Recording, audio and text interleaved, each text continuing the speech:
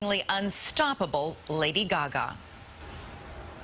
Elizabeth, you almost have to be Gaga not to have heard of Lady Gaga, even though 2 years ago she was virtually unknown. But now, at just 23 years old, she's hit all the right notes. It's the reason I chose her in December as one of the most fascinating people of 2009, and in the month since then, she has managed to soar even higher. It was an unusual opening night this week at New York's Radio City Music Hall. The famous home of the Christmas Spectacular and the Rockettes was taken and shaken by the hottest new performer in years. With those outrageous outfits, sexually charged songs, and blood-soaked performances, 23-year-old Lady Gaga has turned the music world upside down, selling 8 million records. She won Best New Artist at the MTV Video Music Awards. It's my first man. Became the first artist ever to have 4 #1 hits off a debut album. Appeared on Saturday Night Live with Madonna. Hey, guess what, Madonna? I'm totally hotter than you. This past December in England, she wore an Elizabethan-style red gown when she met Queen Elizabeth. And on New Year's Eve, she had the hottest ticket in America, selling out the Fontainebleau Hotel in Miami with tables costing as much as $25,000 each. But when I met Lady Gaga, she was not in one of her outlandish costumes. Instead, with her platinum hair and serious Chanel suit, she was quite a lady, and not Gaga at all. You know, I don't take my glasses off for many interviews, but I'll take them off for you. Oh, thank you. What's the biggest misconception about you? That I am artificial and attention-seeking, when the truth is that every bit of me is devoted to love and art, and I aspire to try to be a teacher to my young fans who feel just like I felt when I was younger. Which was? I felt like a freak. I guess what I'm trying to say is I want to liberate them. I want to free them of their fears and make them feel that they can create their own space in the world. Born Stephanie Joanne Angelina Germanata, she grew up in an Italian family on New York City's Upper West Side.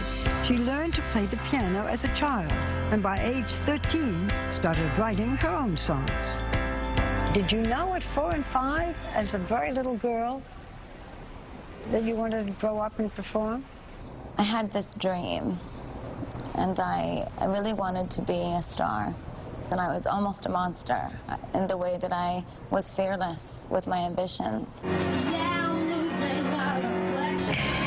By 18, she was performing in New York City nightclubs. At one point, when you were performing, some of the customers did something you didn't like. And you did what? Something just came over me, and I took my clothes off. You took all your clothes off? Not all of them. I left my bra and underwear on. You take your clothes off a lot. I do. Is it your desire to shock? Because what you do is considered shock art. Certainly. So Gaga is a name you just plucked? Not exactly. I was performing in New York, and my friends started to call me Gaga. They said I was very theatrical, so they said, "You're Gaga."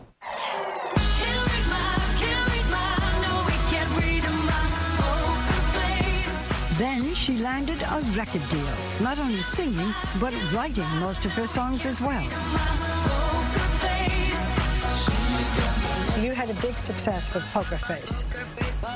Now there is a line that everybody found had to do with your sexuality. You know what I'm talking about. Oh, bluffing with my muffin. Yeah. Yeah. Bluffing with my muffin. I hope I'm allowed to say it. So people thought you were saying you were bisexual. Are you bisexual? Well, I do like women. Do you like men too, or just Oh, men? yeah. Well, I've only been in love with men. I've never been in love with a woman. But that's really what the song was all about. Why, when I was with my boyfriend, was I fantasizing about women? Have you had sex with women? Well, my goodness. You don't have to answer me. That's okay. We can leave it as a big unknown if you want.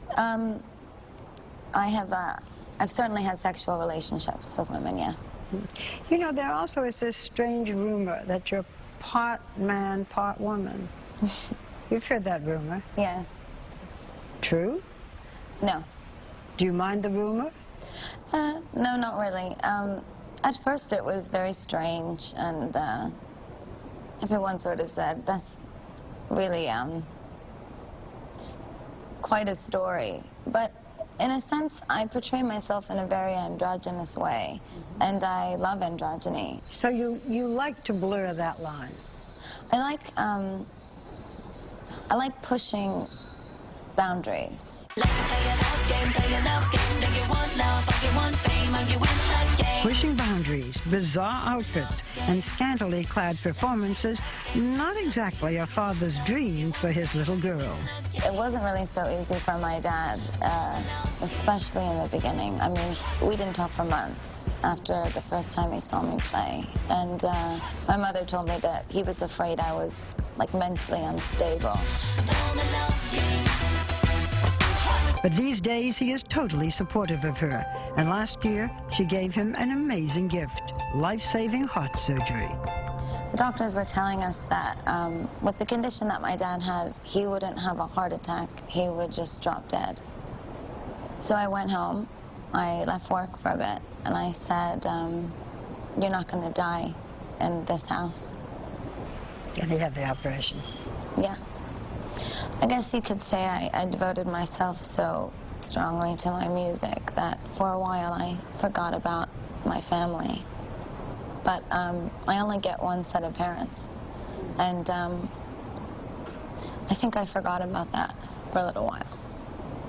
But now I get to keep my father and have music.